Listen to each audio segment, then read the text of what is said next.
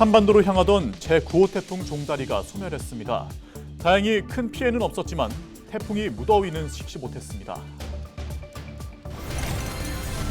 22대 총선에서 여론조사 왜곡 발표 혐의를 받고 있는 김문수 국회의원에 대한 사건이 검찰로 넘어갔습니다. 김 의원은 혐의를 부인하고 있습니다. 항소심 재판부가 현직 광양시 의원에게 의원직 상실형을 선고했습니다. 법원은 해당 의원이 법정 선거 비용을 더 썼다고 봤습니다. 무더위에 벌 활동이 활발해지고 있습니다. 덩달아 벌쏘임 사고도 급증해 주의하셔야겠습니다.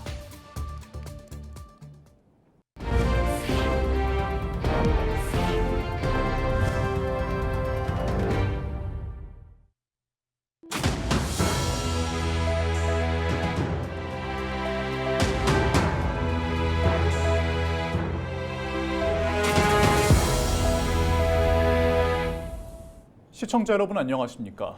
헬로티비 전남 뉴스입니다. 9호 태풍 종다리가 소멸됐습니다. 제주를 지날 때만 해도 위력을 보였던 종다리는 진도 부근을 지나면서 급격하게 세력이 약화됐는데요. 다행히 전남 지역의 피해는 미미했습니다. 하지만 이번 태풍의 영향으로 당분간 고온 다습한 날씨가 계속되겠습니다. 보도에 서경 기자입니다. 9호 태풍 종다리가 전남 서부권에 최근 접한 시각이었던 지난 20일 밤 10시. 태풍주의보가 내려진 목포와 해남에서는 가로등과 가로수 쓰러짐 사고 접수가 잇따랐습니다. 전남 소방본부는 20일 밤 10시 7분 목포시 산정동에서 인도위에 가로등이 쓰러져 있다는 신고가 접수됐다고 밝혔습니다. 강풍을 견디지 못한 가로등이 인도를 덮친 건데 다행히 인명피해는 없었습니다. 밤 10시 1분에는 해남 산이면 상곡리에서 가로수가 도로 위로 쓰러졌다는 신고가 접수됐다고 설명했습니다. 소방당국은 2차 사고를 막기 위해 즉시 나무를 제거하고 현장 안전조치를 마무리 지었다고 덧붙였습니다. 9호 태풍 종다리가 전남에 남긴 피해는 모두 23건. 가로수가 쓰러져 한 명이 경상을 입는 인명피해가 발생했고 나무 쓰러짐 신고가 대부분이었습니다. 20일 하루 동안 내린 비의 양은 광양 대군산이 94mm, 구례 피아골이 92mm 수준을 보였습니다. 종다리는 소멸됐지만 태풍에서 유입된 덥고 습한 공기 때문에 당분간 후텁지근한 날씨가 이어지겠습니다. 광주지방기상청은 저기압의 영향으로 22일까지 전남 전역에 천둥과 번개를 동반한 강한 비가 내릴 것으로 예보했습니다. 예상 강수량은 광주와 전남 모두 5에서 40mm 정도라고 설명했습니다. 비가 그친 뒤 23일부터 다음 주까지 낮 최고 기온 34도에 이르는 폭염이 이어질 것으로 내다봤습니다. 열대 저기압이 통과한 이후 22일은 서쪽에서 접근하는 저기압의 영향으로 비가 내리겠습니다. 강수량은 5에서 40mm가 되겠습니다. 폭염은 다음 주까지 이어지겠습니다. 22일은 저기압 강수로 인해 기온이 일시적으로 하강은 하겠지만 23일부터는 다시 따뜻한 고기압과 높은 해수 영향을 받아 기온이 상승해서 폭염은 당분간 지속이 되겠습니다. 9호 태풍 종다리도 식히지 못한 역대 최장기간의 폭염. 8월 말인 다음 주까지도 폭염 기록은 이어질 전망입니다. 헬로티비 뉴스 서경입니다. 태풍을 피해 흑산도로 피항한 어선의 선원 한 명이 숨진 채 발견돼 경찰이 조사에 나섰습니다. 목포해경은 지난 20일 밤 10시 51분쯤 흑산도 예리항 수협 위판장 입구 앞 해상에 사람이 떠다닌다는 신고를 받고 출동한 뒤 심폐소생술을 시행했지만 끝내 숨졌다고 설명했습니다. 바다에서 발견된 사람은 어선에서 뱃일에 종사하는 60대 선원인 것으로 파악돼 사고 경위에 대한 조사가 이루어지고 있습니다. 경찰이 22대 총선에서 여론조사를 왜곡 발표한 혐의로 더불어민주당 김문수 국회의원을 불구속 송치했습니다. 김문수 의원은 방송 여론조사 결과를 왜곡해 자신의 SNS 등에 게시한 혐의를 받고 있습니다. 김 의원은 혐의를 부인한 것으로 알려졌습니다. 6일 전국 동시지방선거에서 법정 선거 비용을 초과 지출한 혐의로 기소된 신용식 광양시의원에게 2심 재판부도 의원직 상실형을 선고했습니다. 광주고법 제1형사부는 공직선거법, 정치자금법 위반 혐의로 기소된 신의원에게 원심과 같은 벌금 150만 원을 각각 선고했습니다. 재판부는 신의원이 회계 책임자 등과 공모해 선거 비용을 초과 지출한 사실이 인정된다고 밝혔습니다. 선출직 공직자가 공직선거법 위반으로 벌금 100만 원 이상의 형이 확정되면 당선이 무효됩니다. 무더위에 벌 활동이 활발해지면서 벌 쏘임 사고가 급증해 각별한 주의가 필요해 보입니다. 전남소방본부는 올해 들어 8월 15일까지 벌 쏘임 환자 324명이 발생했고 이 가운데 7월에는 170명, 8월에는 108명 등 278명이 여름철에 집중됐다고 설명했습니다. 벌 쏘임 사고를 예방하기 위해서는 향수나 화장품 등 벌을 자극하는 제품 사용을 자제하고 밝은 색보다는 어두운 색 계열의 옷을 착용하는 게 좋습니다. 잠시 잊고 있었던 코로나19가 다시 번지고 있습니다. 이번 코로나19 유행은 이달 말까지 계속되다가 점차 사그라들 거란 전망인데요. 네, 치명률이 올라가는 고연령층의 경우 각별한 주의가 필요합니다. 손성혜 기자의 보도입니다. 서울 은평구의 한 병원입니다. 최근 코로나19 의심 증상으로 병원을 찾는 사람이 부쩍 늘었습니다. 목이 아프고요. 그거 코로나가 싶어서 검사하러 왔어요. 약국에선 코로나19 자가진단 키트가 동이 났습니다. 7월 말부터 좀 늘기 시작한 것 같아요. 키트 찾으시는 분들이 제일 많고요. 없다가 이제 많이 생겼죠. 한동안 잠잠했던 코로나19가 다시 빠르게 확산하고 있는 겁니다. 7월 200여 명이었던 코로나19 입원 환자는 8월 들어 1,300명을 넘어섰습니다. 한 달 만에 6배 이상 급증한 셈입니다. 이번 유행은 이달 말까지 계속될 거란 전망입니다. 인구 집단의 면역력이 시간이 지나면서 점차 감소하는 현상, 그리고 여름철을 맞아서 인구 이동이 많아지거나 또 아니면 밀폐된 환경에서 에어컨 가동 같은 것들이 바이러스 전파의 원인이 될 수 있겠고요.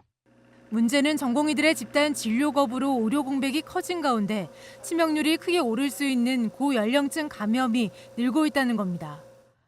8월 둘째 주 기준 코로나19 전체 입원 환자의 65% 이상이 65세 이상 고령층입니다.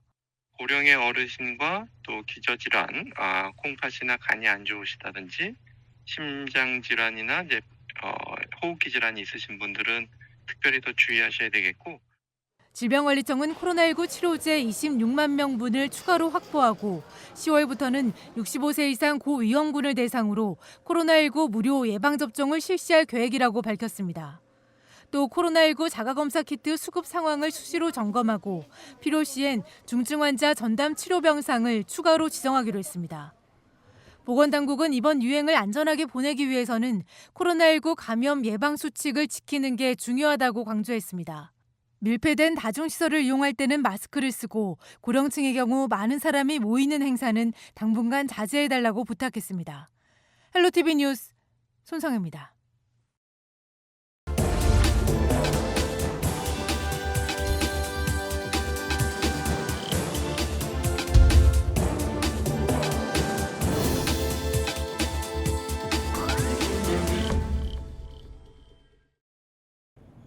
케이블 TV 공동기획 지역을 살려라 시간입니다. 부산 전체가 소멸 위험 지역에 진입했습니다. 결혼과 출산을 긍정적으로 생각하는 사회 분위기를 만들 필요가 있다는 목소리가 나오고 있는데요. 네, 부산에 필요한 인구 정책은 무엇인지 짚어보겠습니다. 차선영 기자의 보도입니다. 한국고용정보원이 발표한 보고서에 따르면 소멸 위험 지역 특광역시 가운데 부산이 11곳으로 가장 많았습니다. 특히 해운대구는 올해 처음으로 소멸 위험 지역에 신규로 진입하면서 지역 내 충격을 줬는데요. 전국에서 가장 높은 고층 건물이 밀집한 대표적 부촌인 우동과 중동, 대단지 아파트가 밀집한 좌동 역시 상황은 크게 다르지 않습니다. 이 지역 역시 소멸 주의 단계에 진입한 것으로 나타났는데요. 이런 상황은 해운대구 인구 감소 추이를 통해서도 확인됩니다.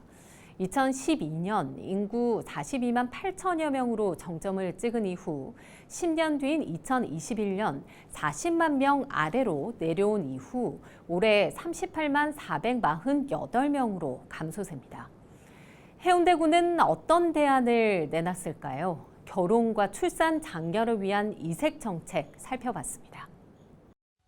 해운대 동백섬 누리마루의 에이펙 하우스입니다. 지난 5월 의사와 공기업 직원 등 다양한 직업을 가진 청춘 남녀 40명이 한자리에 모였습니다. 해운대에 사는 청춘 남녀 2년을 지자체에서 직접 찾아주기 위해 나선 겁니다. 40명 모집에 무려 147명이 지원해 높은 관심을 보였는데 해운대구는 청년들이 자연스럽게 만나고 교류할 수 있는 장을 제공해 지역에 정착할 수 있도록 랑데부 행사를 기획했다고 밝혔습니다. 이색 결혼 장려 프로그램인 해운대 랑데부 행사에 이어 오션뷰 임신부 힐링 체험 프로그램도 등장했습니다. 출산을 장려하고 지역 내 출산 친화 환경을 조성하기 위한 해운대구의 이색적인 출산 지원 정책 중 하나입니다. 요즘 MZ 트렌드, 임산부님들의 그 트렌드에 맞춰가지고 사진도 찍으시고 이런 그 밝고 이렇게 좀 아기자기한 이런 곳에서 그 소품 같은 걸 만들어 가면서 이날 하루에 그 임신 스트레스나 육아 스트레스를 그 날리고 가실 수 있도록 저희가 그 이제 좀 독창적으로 준비를 해봤습니다. 해운대 바다 풍경이 한눈에 들어오는 공간을 지자체에서 직접 빌려 임신부들이 문화체험과 함께 휴식을 취할 수 있도록 준비한 겁니다. 해운대구 아가맘센터에 임산부로 등록을 하니까 이런 체험할 수 있는 기회가 있다고 문자가 오더라고요. 그냥 막혀있는 이런 공간보다 바다도 보이고 좀 밝고 그리고 같은 임산부들끼리 모여가지고 뭔가 할 수 있다는 게 좋은 것 같아요. 부산 지역 청년 인구 유출을 막기 위해선 일자리 창출을 위한 기업 유치뿐 아니라 젊은 여성들이 머물고 싶은 도시가 될 수 있느냐가 중요합니다. 젊은 여성들이 일하고 거주하고 여기 정착할 수 있는 그런 매력도를 지역에 높이는 그런 정책들을 해야 된다는 거죠. 그래서 이런 것들이 없이 기존에 해왔던 정책들에서 저는 전면적인 재검토가 필요하다고 봐요. 부산시는 신설된 인구 정책 관실을 중심으로 기존 인구 정책 사업을 재검토하고 있습니다. 다만 부산에 떠나는 사람들을 붙잡기 위해선 지자체의 노력은 물론 국가 차원의 대책 마련이 절실합니다. 기본적으로는 이제 수도권 중심의 이러한 이제 그 지역 불균형한 이런 상황에서는 지자체가 할 수 있는 것들이 충분히 한계가 있는 것이 사실이고요. 그렇기 때문에 좀 중앙정부 차원에서 뭐 산업은행 이전이라든지 아니면은 그 글로벌 허브 도시 특별법과 같은 이러한 이제 지역의 현안들을 해결할 수 있는 권한과 조금 예산들을 조금 더 많이 줌으로써 이러한 인구 문제를 해결하는 데 있어서 조금 도움이 되지 않을까. 결혼과 출산에 대한 긍정적인 인식 변화를 위한 정책 개발에 나서고 있는 부산시. 2030 여성들을 잡기 위한 정부 차원의 당근책도 필요한 상황입니다. 헬로티비 뉴스 차선영입니다.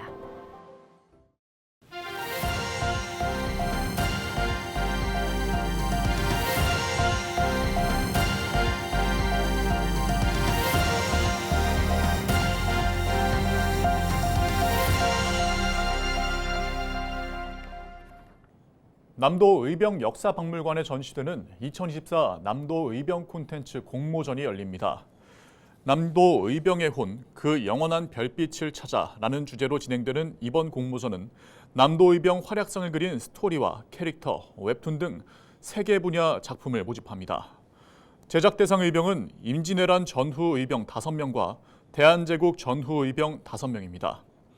국민 누구나 참여할 수 있으며 접수는 11월 5일까지 이메일로만 가능합니다.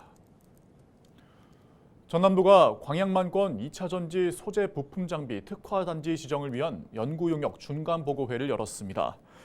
20일 전남도청에서 열린 보고회에서는 국가 2차 전지 산업 발전을 위한 전남도의 역할과 대응 전략, 도내 2차 전지 산업 육성 방안 등이 논의됐습니다. 전남도는 국가 첨단 전략 기술에 배터리 광물의 정련, 재련이 추가 지정되도록 정부 수요 조사에 적극 대응할 예정입니다.